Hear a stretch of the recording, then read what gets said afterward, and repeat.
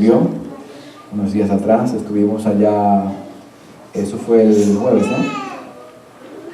Y pues compartimos un tiempo con ella, y luego nuestra hermana Inés y nuestra hermana Doribel estuvieron allá y tomaron una parte. Oramos por nuestra hermana Katy para fortaleza.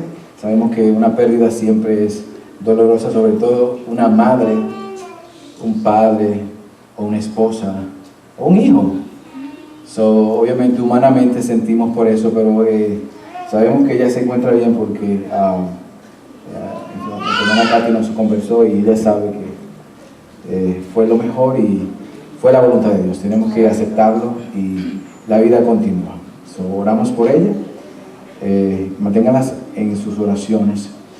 Vamos a buscar la palabra de Dios, hermanos, en el libro de Primera de Juan, capítulo 1, verso 5. Este es el libro que hicimos una pausa el domingo pasado y tratamos el libro de Apocalipsis, donde hablamos de Cristo y lo que está haciendo Cristo aún en la iglesia. Pero hoy vamos a volver a retomar el libro de Primera de Juan y estamos en el capítulo 1 de Primera de Juan, verso 5. Ya lo deben tener abierto porque saben que vamos para ahí. Primera de Juan, capítulo 1, verso 5. Todavía veo personas buscando. ¿Okay? ¿Ya? Bien, vamos a leerlo. Yo lo voy a leer de la versión nueva, versión internacional, que es la Biblia que tienen al frente. Y además voy a leerlo en otra versión que me parece es más fiel al original, al texto original en griego, pero eso lo haré más adelante. Leemos, hermanos, la palabra de Dios en el nombre del Padre, del Hijo y del Espíritu Santo. Dice así, Primera de Juan, capítulo 1, verso 5. Este es el mensaje que hemos oído de Él, de Jesús, y que les anunciamos. ¿Qué mensaje? Dios es luz.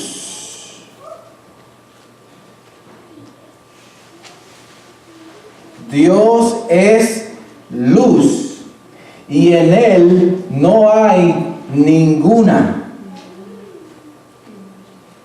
Estoy dejando que se asiente en la mente. Y en Él no hay ninguna oscuridad. Permítame leerlo en otra versión que es muy similar, pero con un énfasis más fuerte. Dios es luz. En Él no hay absolutamente ninguna clase de oscuridad. Oramos, hermanos. Dios de la gloria, merecedor de toda alabanza y de toda adoración, estamos delante de ti en este momento, con temblor y temor, Señor, para exponer fielmente en lo que es nuestra capacidad, tu palabra. Úsame como un vaso de bendición al pueblo, Señor, y que tu palabra en esta tarde sea de beneficio, de edificación a nuestras vidas. Y que si hay algo que no entendemos, tu Espíritu Santo nos dé luz, claridad, para poder comprenderlo y poder aplicarlo en nuestras vidas y compartirlo con otros, esta verdad que tú tienes para nosotros. Te lo pedimos y te damos las gracias por Jesucristo nuestro Señor y Salvador. Amén y amén. Bien, hermanos, tomen asiento. Les voy a hacer una confesión de partida. No sé por qué a veces hay pasajes bíblicos que, aunque parecen simples, esa experiencia lo puede tener o lo puede entender cualquiera que predica o enseña. Nos cuesta tanto tiempo. Llevo como 2 semanas trabajando este verso. Y el producto final no es el mismo con el cual comencé. Yo tenía otra cosa, había elaborado, había investigado. Oye, pero qué cambio Dios me dio. Lo que Dios puso en mi corazón en base a este texto es lo que vamos a traer. Y quiero de antemano hacerles, decirle, compartirle que este verso que vamos a discutir hoy es fundamental que lo entendamos. Si no entendemos este texto y la verdad que encierra este verso, lo demás que vamos a seguir hablando en el libro de Juan no tendrá peso, porque habremos saltado algo esencial, algo fundamental. Este verso es muy, muy importante y es tan simple y parece tan obvio que muchas veces lo saltamos, como dice Tony. Saltamos y ya eso no dice mucho, yo puedo entender lo que dice ahí. Pero lo que encierra y lo que implica este verso concerniente al carácter de Dios es monumental. Es una realidad monumental que necesitamos entender. Permítame comenzar con lo que ya hemos hablado en la prédica anteriormente. Sabemos que ya en Primera de Juan, capítulo 1, del verso 1 al 4, el apóstol Juan nos mostró la primera realidad, y fue de que Cristo, el verbo de vida, se encarnó. Que Jesús se manifestó en cuerpo humano y Juan y los apóstoles lo oyeron, lo vieron, lo contemplaron y lo palparon. Esta realidad de la encarnación, al creerla y a recibirla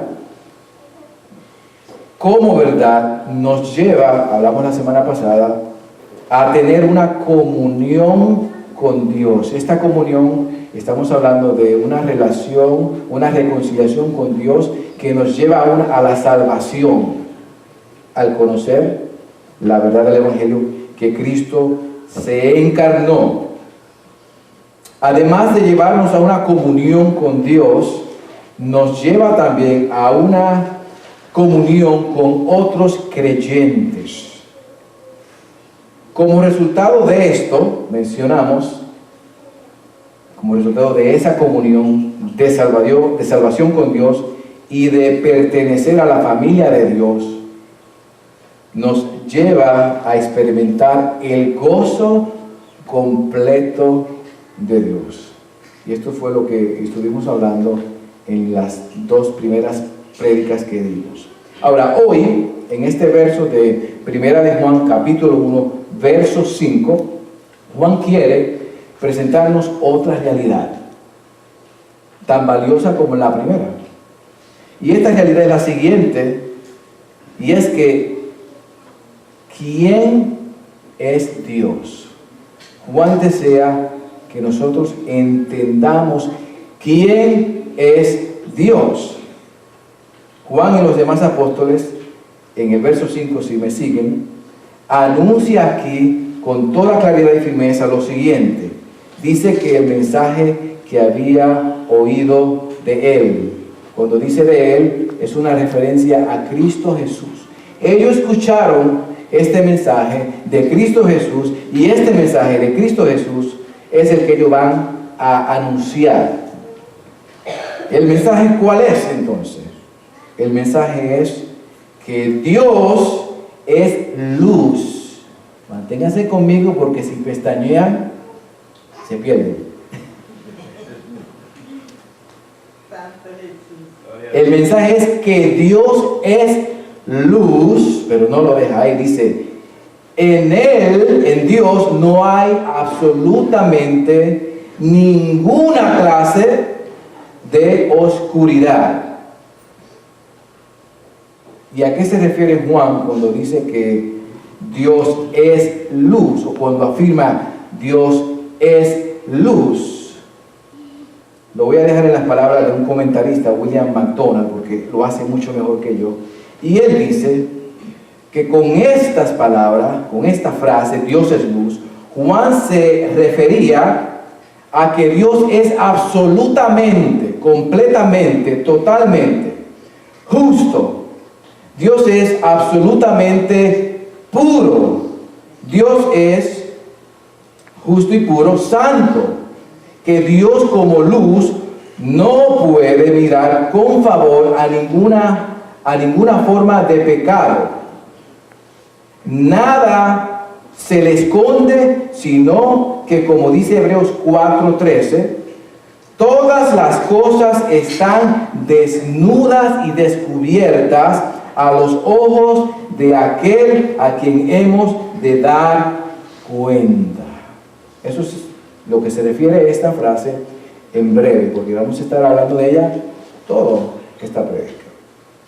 Entonces, en breve, lo que Juan está diciendo aquí es, y se refiere a que Dios es como luz, es justo, Él es puro y Él no tolera el pecado. No tolera el pecado. Ahora, Juan parece estar siempre interesado, cuando ustedes notan en los escritos de Juan, tanto en el Evangelio de Juan como Primera de Juan, Juan tiende a enfatizar lo siguiente en sus escritos, y es que conozcamos y entendamos la realidad de quién es Dios, y no tanto lo que hace Dios. ¿Me siguen, hermano? Juan está más interesado que entendamos quién es Dios y no lo que hace Dios solamente. Nosotros es lo opuesto. Queremos siempre saber qué es lo que hace Dios por mí. Dios, yo no sé quién y no me interesa. ¿Qué tú tienes para mí? Quiero mi milagrito, quiero mi asunto arreglado. ¿Qué pasa? Eso de ti, yo no sé, te conozco muy bien, yo sé que eres Dios, dicen que eres el Creador, el Todopoderoso, y que hace cosas. Pues yo quiero saber de tus cosas, de tus obras. Qué egoístas somos, ¿eh? Pero no nos interesamos en conocerle a Él, que ese es el caminar cristiano, conocerle a Él más y más. Bien, para vivir de acuerdo a su voluntad. Por eso, vamos a notar que en la epístola de Juan, de Primera de Juan, primero Juan trata con la naturaleza, Juan trata con la esencia de Dios y hace las siguientes afirmaciones de Dios en Juan, por ejemplo, Primera de Juan 4:24. Sigan o anoten. ¿Qué dice Juan? Juan dice, el texto conocido, Dios es. ¿Qué es Dios? Espíritu. Juan dice, Dios es Espíritu. Y en Juan, Primera de Juan 4:8, continúa hablando del carácter de Dios, Juan, y dice, Dios es, ¿qué es? Amor. Estamos en Primera de Juan 4:8. Y aquí en Primera de Juan 1:5, Juan continúa hablando del carácter de Dios y dice, Dios es luz. Por tanto, Juan enfatiza continuamente que Dios es espíritu, que Dios es amor y que Dios es luz. Ahora, con decir esto, él se refiere que Dios es la fuente de luz. Ahora, veamos aquí que la preocupación de Juan es entender quién es Dios para luego ver quiénes son parecidos a Él. Juan no hace esto por casualidad. Juan comienza con Dios, quiere saber quién es Dios, quiere que entendamos quién es Dios, para luego, conociendo quién es Dios, nosotros podamos identificar quiénes son los de Dios, los verdaderos creyentes, los que se asemejan a Él. Entender quién es Dios nos va a ayudar por lo menos en tres cosas. La primera es, al conocer quién y entender quién es Dios, primero, nos va a ayudar a ver quiénes son de Él, pero también nos va a ayudar a ver quiénes no son de Él. Recuérdense que el tema del libro de Primera de Juan es a ver quién es quién. El que dice que es, pero el que hace. Segundo, nos va a ayudar al entender quién es Dios.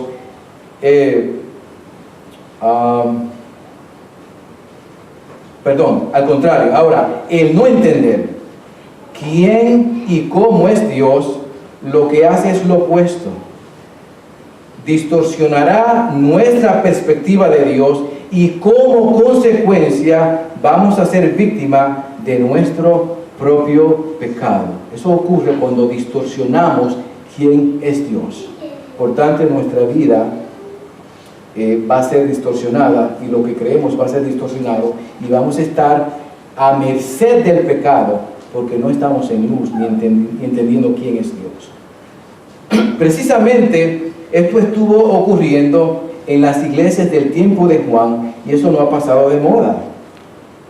Eso sigue pasando en la iglesia de hoy. Veamos entonces el contexto de lo que estaba pasando en el tiempo de Juan para entender un poquito más y cómo eso es una realidad aún hoy. Y en el contexto histórico, lo que estaba aconteciendo en tiempos de Juan era lo siguiente. En el tiempo de Juan había muchos falsos hermanos o falsos maestros que alegaban que eran iluminados. Usted sabe que tenían un conocimiento especial